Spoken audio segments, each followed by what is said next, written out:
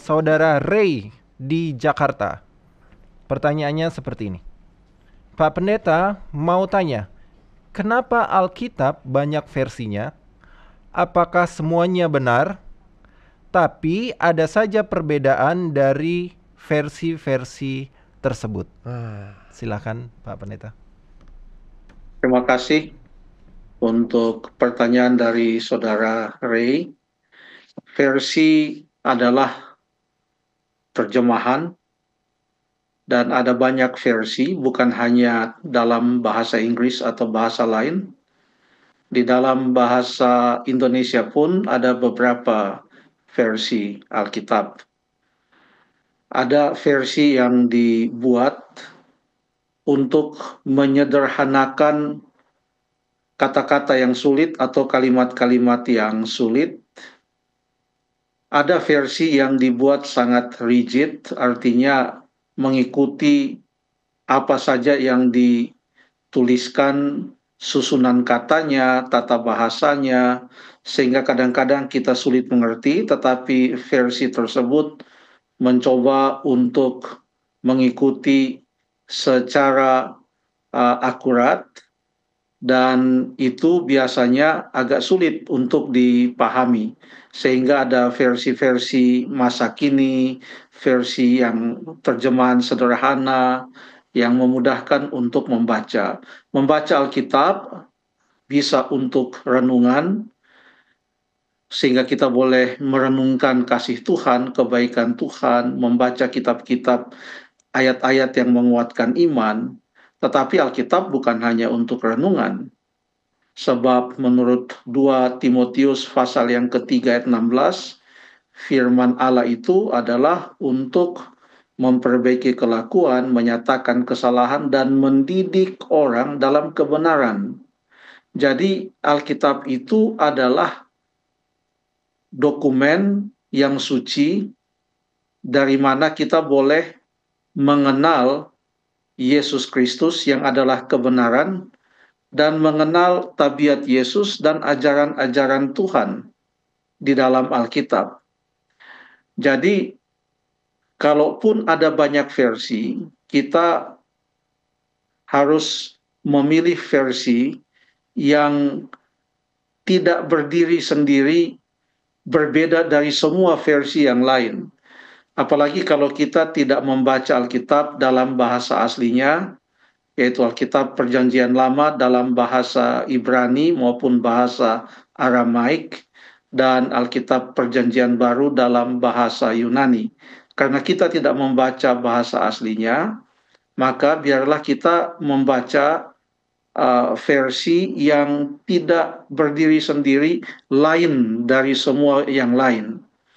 Nah, untuk itu ada baiknya kalau kita punya lebih banyak berkat, kita boleh mempunyai Alkitab dalam beberapa versi. Untuk membandingkan, itu membantu kita juga untuk memahami, sebab versi-versi itu saling menerangkan satu dengan yang lain. Jadi ini bukan pertanyaan mana yang benar, tetapi mana yang mengikuti terjemahan yang lebih akurat. Nah, contohnya untuk kitab-kitab Musa, kitab 5 kitab Musa, itu tidak banyak Musa yang menulis kitab Musa, hanya satu Musa yang menulis. Ada kitab Matius di Perjanjian Baru, tidak banyak Matius yang menulis kitab Matius, hanya satu Matius. Tidak banyak Yohanes yang menulis Injil Yohanes, hanya ada satu Yohanes. Hanya satu saja Yohanes yang menulis Injil Yohanes. Setelah kitab-kitab itu dituliskan, atau surat-surat Rasul Paulus setelah itu dituliskan, itu tidak hanya berhenti pada satu kelompok pembaca atau audiens saja.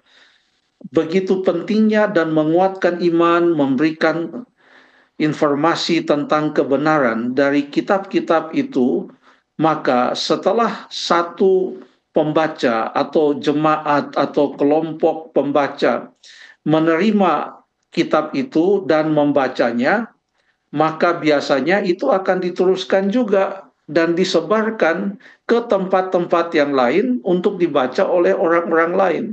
Dan ide ini bukan ide yang asing, ide ini diperkenalkan di dalam Alkitab. Albert, tolong bacakan Kolose pasal yang keempat ayat yang ke-16. Kolose pasal 4 ayat yang ke-16. Kolose 4 ayat yang ke-16. Dan bila mana surat ini telah dibacakan di antara kamu, usahakanlah supaya dibacakan juga di jemaat Laodikia, dan supaya surat yang untuk Laodikia dibacakan juga kepadamu. Jadi surat kepada jemaat di Kolose tidak berhenti di Kolose, dikirim juga ke Laodikia. Ada surat dikirim ke Laodikia, dikirim juga ke Kolose. Ini hanyalah salah satu contoh di mana ada sirkulasi naskah-naskah Alkitab, dan di dalam penyebaran naskah-naskah Alkitab yang asli dahulu, maka naskah-naskah itu juga disalin dengan cermat oleh para penyalin-penyalin Alkitab yang memang terlatih. Dan kadangkala dalam menyalin kitab-kitab itu ada kata-kata yang mungkin terlewat dan lain sebagainya, tetapi yang luar biasanya adalah bahwa kebenaran itu tetap terpelihara sampai sekarang. Kalau Yesus Kristus adalah kebenaran, karena ia sendiri berkata di dalam Yohanes 14 ayat yang ke-6, akulah jalan dan kebenaran dan hidup. Dan juga ada ayat lain yang dituliskan di dalam buku Ibrani pasal yang ke-13 ayat yang ke-8, di mana Ibrani 13 ayat yang ke-8 mengatakan Yesus Kristus tetap sama baik kemarin maupun hari ini dan sampai selama-lamanya. Dan karena dia adalah kebenaran, maka kebenaran itu adalah hakiki sifatnya. Dan kebenaran itu tidak berubah-ubah. Kebenaran tetap kebenaran, sebagaimana Kristus adalah Kristus. Yesus adalah kebenaran. Kalau versi-versi itu menggambarkan kebenaran dengan kata-kata yang sedikit berbeda, tetapi menunjuk kepada kebenaran yang sama, maka kita tidak akan disesatkan dengan membaca salinan versi-versi tersebut. Saya ambil contoh satu ayat di dalam Alkitab, yaitu Yohanes 3 ayat yang ke-16. Di acara tanya jawab Alkitab malam ini, kita selalu menggunakan Alkitab terjemahan baru. Ya, ini adalah Alkitab terjemahan baru. Ini adalah salah satu versi bahasa Indonesia, dan saya melihat bahwa versi ini betul-betul telah dibuat dan diterjemahkan dan hampir betul-betul mengikuti secara tepat apa yang dituliskan di dalam bahasa asli, dan itu sangat menolong kita mempelajari kebenaran, menjawab pertanyaan, menemukan mutiara-mutiara kebenaran yang indah di dalam Alkitab. Dan untuk penerjemahan itu sebenarnya berkaitan dengan pemilihan kata serta tata bahasa yang tepat dalam bahasa setempat untuk tujuan-tujuan khusus seperti renungan, pendalaman Alkitab, dan lain sebagainya. Sekarang coba kita lihat Yohanes 3 ayat yang ke-16. Tolong dibacakan di terjemahan baru, ya Alkitab yang kita pakai di acara tajam ini. Silakan. Yohanes 3 ayatnya yang ke-16. Karena begitu besar kasih Allah akan dunia ini, sehingga ia telah mengaruniakan anaknya yang tunggal, supaya setiap orang yang percaya kepadanya tidak binasa, melainkan beroleh hidup yang kekal. Terima kasih. Itu di terjemahan baru. Bagaimana dengan di Alkitab Bahasa Indonesia Masa Kini atau BIMK? Ada versi Bahasa Indonesia Masa Kini. Kalau di terjemahan baru dikatakan karena begitu besar kasih Allah akan dunia ini. Kalau di Bahasa Indonesia Masa Kini, versi Alkitab Bahasa Indonesia Masa Kini, dikatakan di sana karena Allah begitu mengasihi manusia di dunia ini. Jadi ada kata manusia di dunia ini, sekalipun di dalam Alkitab bahasa aslinya kata manusia tidak ada. Tetapi memang pengertian Allah mengasihi dunia ini, besar kasih Allah akan dunia ini adalah objeknya adalah manusia yang ada di dalam dunia ini. Jadi kalau bahasa Indonesia masa kini menambah kata manusia adalah untuk menolong kita untuk mengerti siapa yang dikasihi. Bagaimana dengan Alkitab terjemahan lama? Alkitab terjemahan lama mengatakan, karena demikianlah Allah mengasihi isi dunia ini.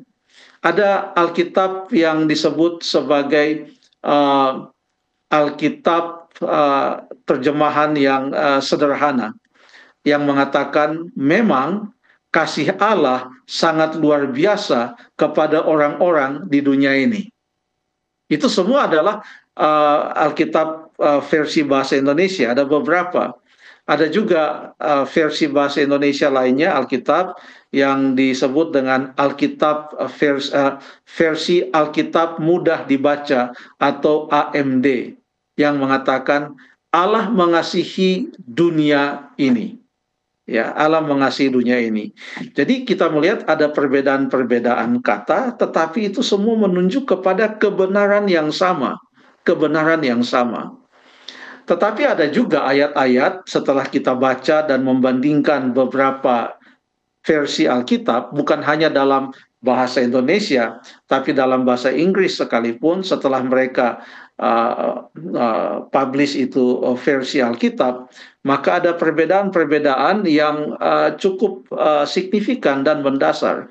Contohnya saja, kita baca sekarang Daniel pasal yang ke-8 ayat yang ke-14. Ini ayat yang akan kita baca adalah merupakan salah satu ayat nubuatan yang sangat penting, di mana di dalam nubuatan yang panjang ini ada banyak peristiwa-peristiwa di dunia ini yang telah dinubuatkan, dan itu mencakup perhitungan waktu kapan nubuatan-nubuatan itu terjadi, karena nubuatan ini ada kaitannya dengan datangnya Yesus untuk kali yang pertama, dan juga bagaimana ia diurapi, dan kemudian bagaimana ia mati, lalu bagaimana orang Israel pada akhirnya ditolak sebagai suatu bangsa, dan lain sebagainya. Lalu ada kaitannya dengan penghakiman, pemeriksaan, sesuai dengan yang Alkitab katakan. Nah, di dalam Daniel 8 ayat yang ke-14 ini ada suatu nubuatan waktu yang disebutkan di sana.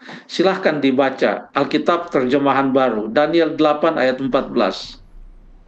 Baik, Daniel 8 ayat 14. Maka 14. ia menjawab, sampai lewat 2300 petang dan pagi, lalu tempat kudus itu akan dipulihkan dalam keadaan yang wajar. Disebutkan di sana sampai lewat 2300 petang dan pagi. Kalau saya coba cek di Alkitab bahasa Indonesia masa kini, mungkin ini adalah terjemahan dari Today's English Version, ada juga bahasa Inggrisnya, dan ini versi bahasa Indonesianya. Daniel 8 ayat 14 dituliskan sebagai berikut dalam versi tersebut. Kudengar malaikat yang satu lagi menjawab, sampai 1150 hari lagi. Jadi kata 2300 petang dan pagi di Alkitab terjemahan baru bahasa Indonesia, itu di dalam bahasa Indonesia masa kini bukan dituliskan 2300 petang dan pagi, tapi dituliskan 1150 hari.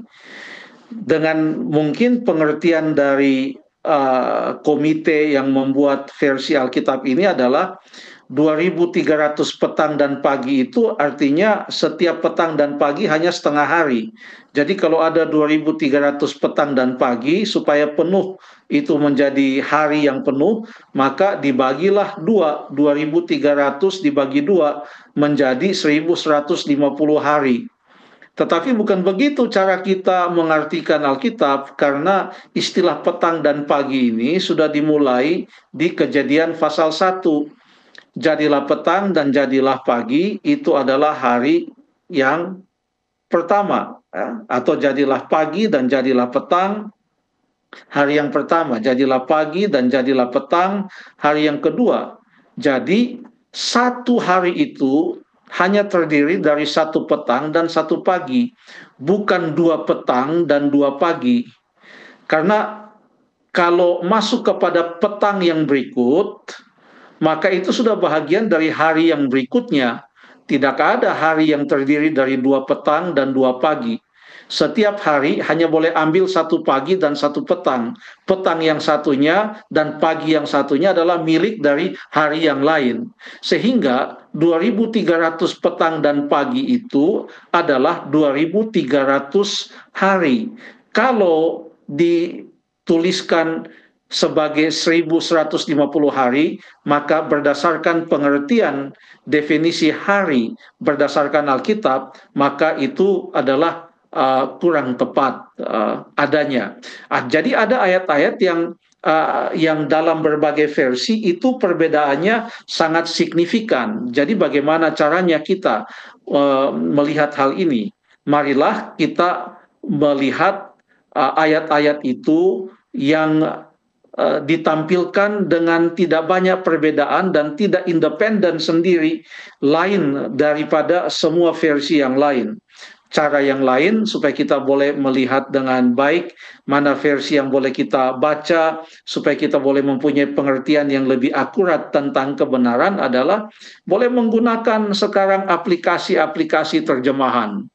Jadi aplikasi-aplikasi penerjemahan itu kita tinggal masukkan saja bahasa aslinya, maka akan keluar itu.